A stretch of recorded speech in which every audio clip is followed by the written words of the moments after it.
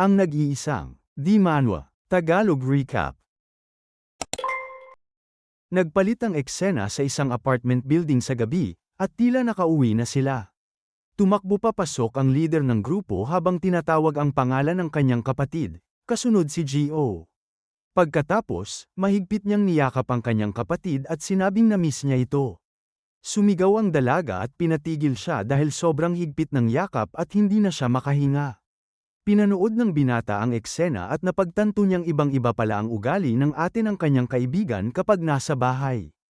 Akala niya noon ay nakakatakot ito. Ngunit mali pala siya. Napansin niyang napakabait nito lalo na sa kanyang nakababatang kapatid. Tinanong ng dalaga ang bida kung ayos lang siya dahil narinig niya ang nangyaring kaguluhan. Medyo napahiya ang binata sa tanong at hindi agad nakasagot. Sinabi niya na maayos na ang lahat at inasikaso na ng kanyang ate ang buong sitwasyon. Natuwa ang kanyang kaibigan sa narinig at tila kumalma. Namula ng husto ang binata nang tanungin siya ng dalaga kung gusto niyang tikman ang ulam na niluto nito. Naalala ng kaibigan na nagpadala siya ng mensahe sa kanyang ate tungkol sa pagkain at tinawag ito upang kumain na. Punong-puno ng sigla, nagdala ang dalaga ng malaking kaldero ng pagkaing inihanda niya para sa kanila. Tinitigan ng ate ang pagkain nang may pagdududa nang makita ang kakaibang mga sangkap. Tinanong niya kung sino ang nagturo sa kanyang kapatid na magluto ng ganoon. Ipinakita ng dalaga ang recipe sa kanyang telepono at sinabing may isang nagngangalang ChatGPT ang nagturo sa kanya. Naisip ng leader kung naglakas loob ba ang baliw na artificial intelligence na yun na paglaruan ng isang tao.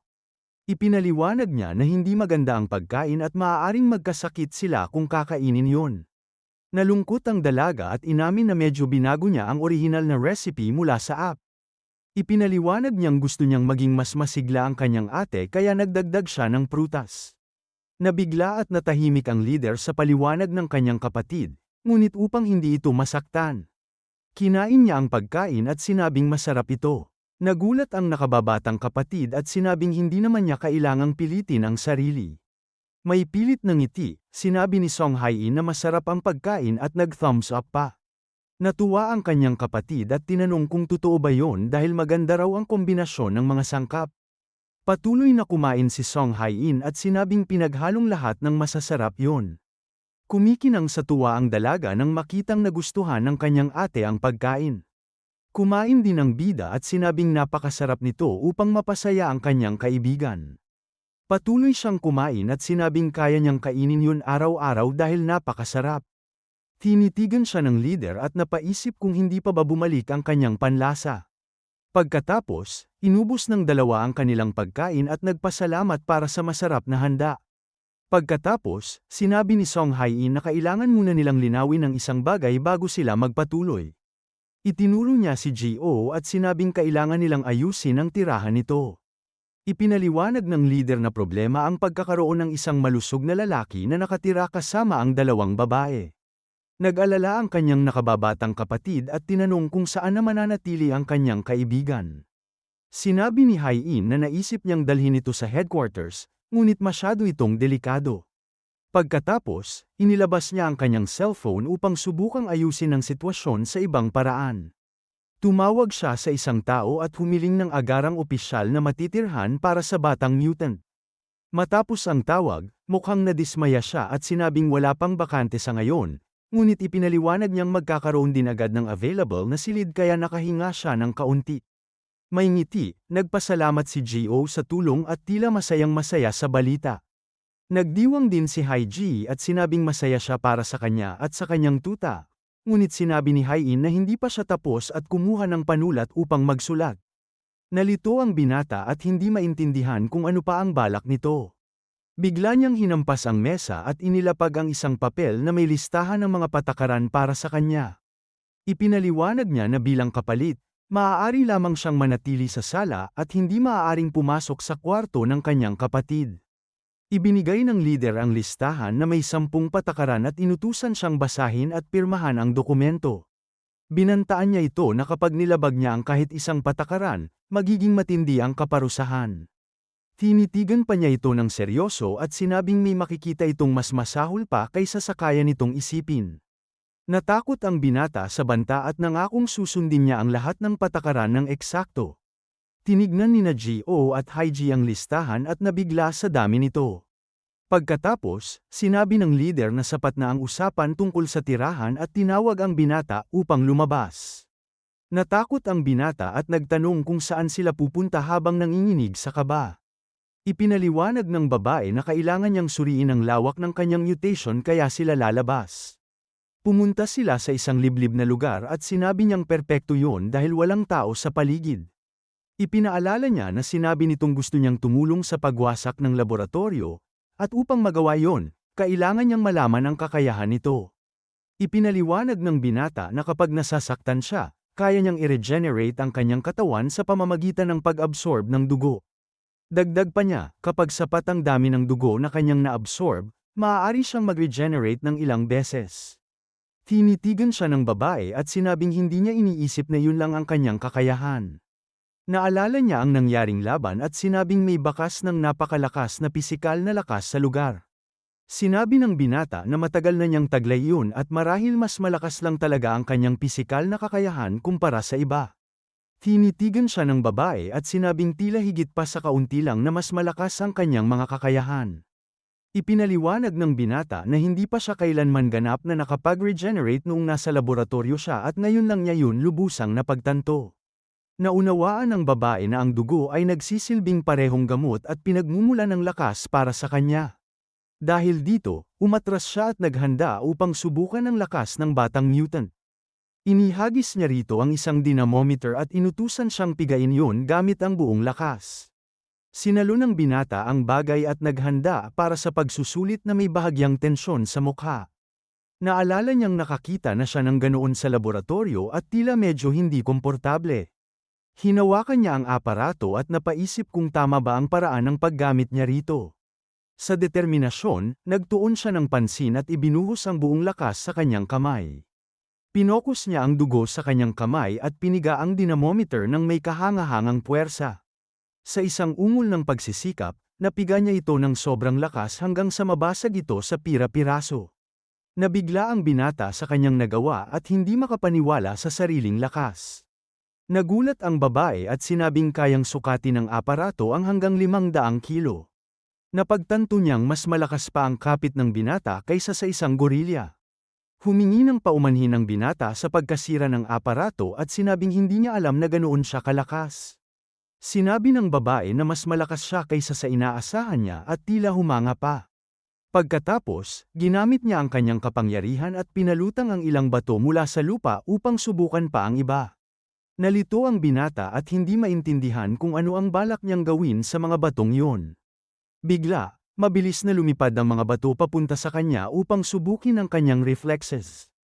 Naiwasan ng binata ang mga ito ng may kahangahangang liksi, iniikot pa ang kanyang katawan sa ere, ngunit isa sa mga bato ang tumama diretso sa kanyang ulo at napasigaw siya sa sakit. Humanga ang babae dahil random niyang kinontrol ang mga bato at halos lahat ay naiwasan nito. Sinabi niya na sa ganitong antas ng pisikal na kakayahan, isa siyang high-ranking mutant. Napansin ng binata na kumikilos ang mga bato na parang buhay at tinanong kung ang mutation nito ay isang superpower. Tahimik lamang siyang tinitigan ng leader ng grupo at hindi nagbigay ng sagot tungkol sa kanyang kakayahan.